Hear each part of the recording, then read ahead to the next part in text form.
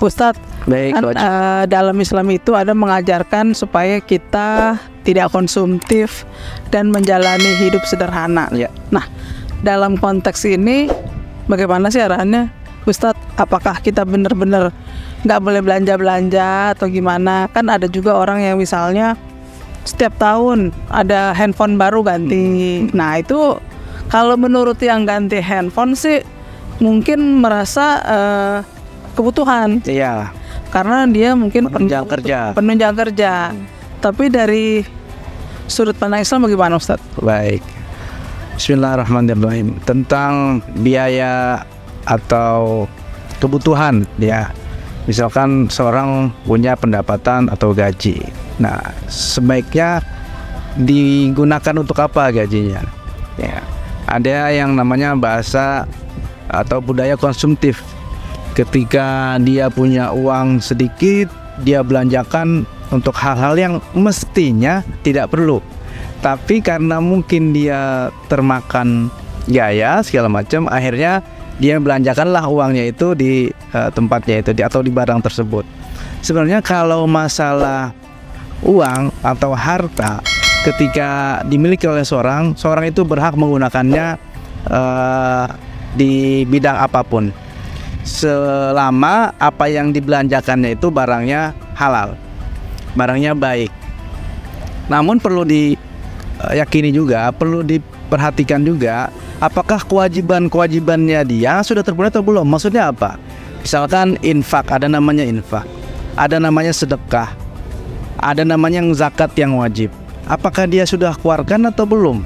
Jangan sampai ketika dia mendapatkan gaji, kemudian gajinya semuanya dihabiskan untuk makan, untuk jalan-jalan, Nongki-nongki, Ustadz. nongki-nongki, ya, nongki-nongki. Tapi dia lupa untuk sedekah. Dia lupa untuk memberikan orang tuanya misalkan makan, untuk memberikan orang tua ibunya misalkan baju baru. Padahal bajunya dia banyak yang baru. Itu yang salah. Mestinya si anak harus bisa lebih membahagiakan orang tuanya. Jangan sampai orang tuanya melihat si anak jalan-jalan, jelong-jelong, nongki-nongki, shopping, banyak baju segala macam, kemudian kok aku nggak dibeliin. Jangan sampai seperti itu. Karena gini juga, Ustadz, ada tuh kebanyakan gitu ya orang yang merasa bahwa keinginannya kebutuhan. Jadi semua keinginannya itu kebutuhan. Jadi boro-boro dia mau nyenengin orang tuanya ya, karena dia ngerasa masih banyak nih kebutuhannya penuh ini. Padahal keinginan ya. Mungkin salah nih pemikirannya, mindsetnya salah. Jadi nggak semua yang kita inginkan bukan itu kebutuhan kita. Jadi bukan semua yang kita inginkan sebenarnya kebutuhan kita itu bukan. Justru mungkin yang kita butuhkan sesuatu yang tidak kita inginkan. Kalau kita sampai keinginan kita nih tiba-tiba terkalahkan dengan kebutuhan orang tua kita. Iya. Itu mana sih yang lebih secara agama itu lebih baik gitu loh? Sebenarnya pilihan ada di tangan orang tersebut. Layak gak sih kita kecewa dengan mengorbankan keinginan kita demi kebutuhan keluarga kita? Kecewa itu wajar. Kecewa itu wajar. Kita ambil pilihan ketika kita mau membantu orang tua kita, membantu saudara kita. Yakinlah itu jauh lebih baik dibanding sekedar jalan-jalan misalkan. Insya Allah, yakinlah Allah akan mengganti itu semua dengan yang lebih baik dan lebih banyak lagi. Berarti memang dalam hal ini kita harus membatasi ya. Ya, membatasi.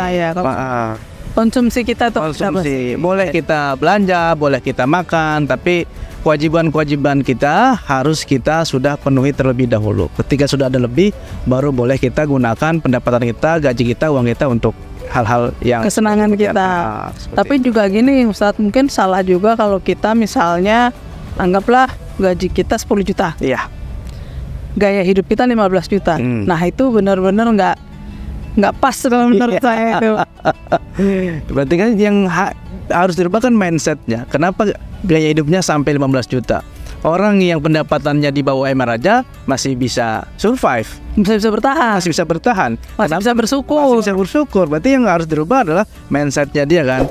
Berapapun pendapatan yang dia hasilkan, dia harus bersyukur dan dia harus bisa membagikan seperti porsi-porsinya itu. Pos-pos keuangan tadi. Pos keuangannya itu. Ya berarti jangan lebih besar pasak daripada tiang. Betul, betul.